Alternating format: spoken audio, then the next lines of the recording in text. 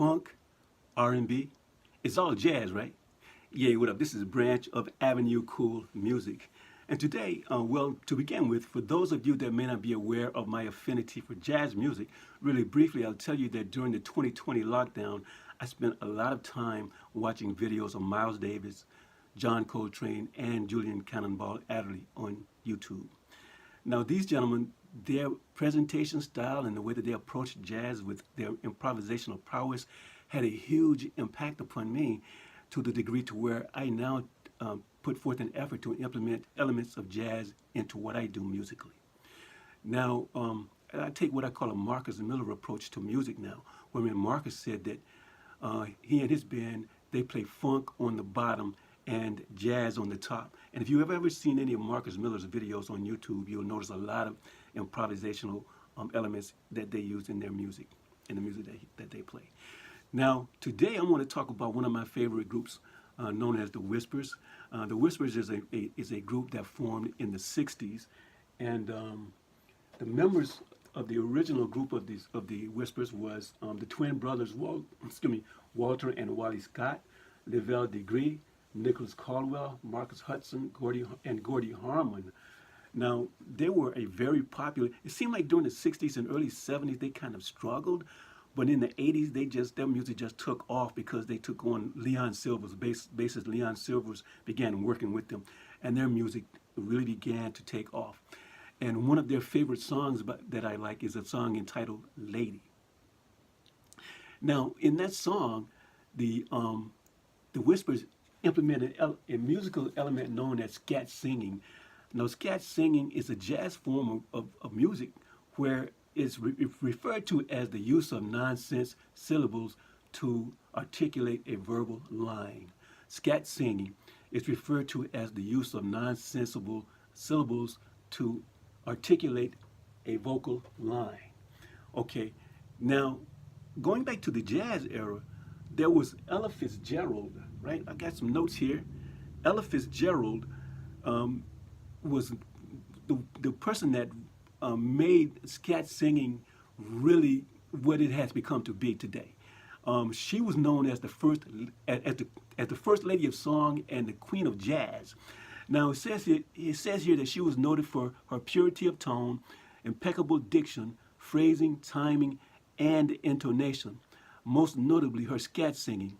Her use of scat singing brought to jazz a virtuosity that usually was ascribed to a horn-like quality. It was described as being sort of like a horn-like quality. But what she would often do was she would step away from the melodic phrasings and the melodic lines in a song, and she would begin doing scat singing, and she enjoyed doing that because doing scat singing, it allowed her to add an improvisational touch to the music that she was performing.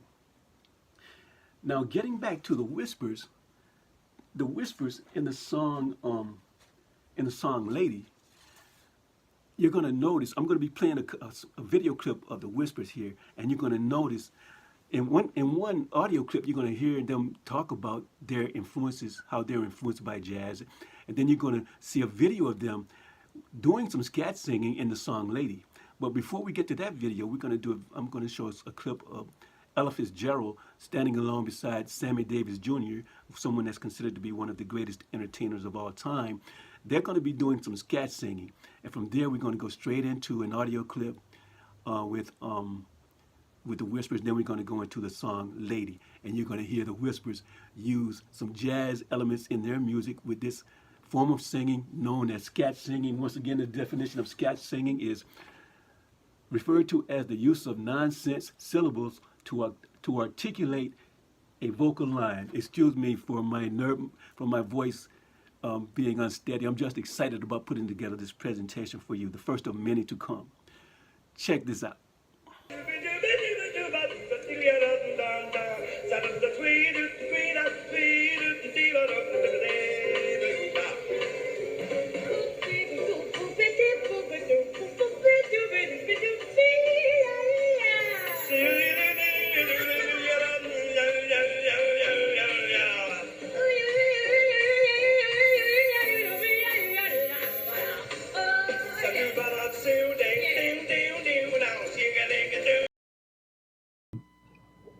So obviously the Temptations, but who are some of your other inspirations musically?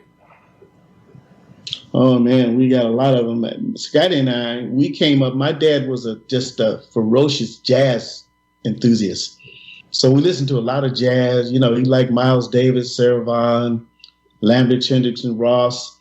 And he was extremely disappointed when we really wanted to go into R&B because that was one generation coming into another. In the 50s and the 60s, jazz was cool. That's what my dad was all about. And he said, R&B, what's that? You can't. There's no way you're going to go into R&B. You got to be like Ella Fitzgerald. But we were teenagers at that time. We wanted to be in R&B, and if you remember, the Motown sound was becoming as big as it was ever going to be. So that's where we kind of migrated to. You're engraved in my heart. Do you hear me? Pretty lady. Do you hear me, baby? I want you to hear every word I say. Yeah, girl.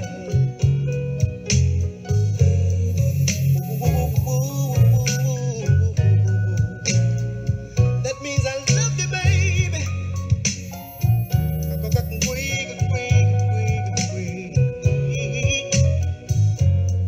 And that means that I want you, baby.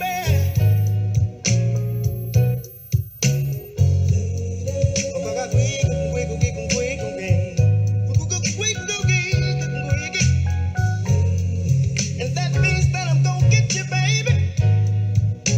Well, well, well, well, well, well. Don't you know that I love you, girl? You kiss me can drive me crazy. Yes, you do, girl. Kiss. Yeah, what up? I hope that you enjoyed that presentation. As you can see clearly how the Whispers implemented elements of jazz into their style of music, their R&B style of music. Now, I must mention that that interview that you heard was conducted by Scott Dr. GX Goldfind on his YouTube channel, Funk and Stuff, Truth in Rhythm. Make sure that you visit his channel. And I also used this book, A Jazz History, second edition, authored by Frank Tyrrell. And I also did some references from Wikipedia. So that's going to conclude today's presentation. There will be more to come with some of the groups I'm going to be reviewing. Will be Heatwave, Cool in the Gang. Cool in the Gang will be really easy to do. Parliament Funkadelic, Cameo. Yeah, that's right, Cameo with some some jazz elements, and Parliament Funkadelic with some jazz elements in their music. So until next time, the Lord bless you. Peace.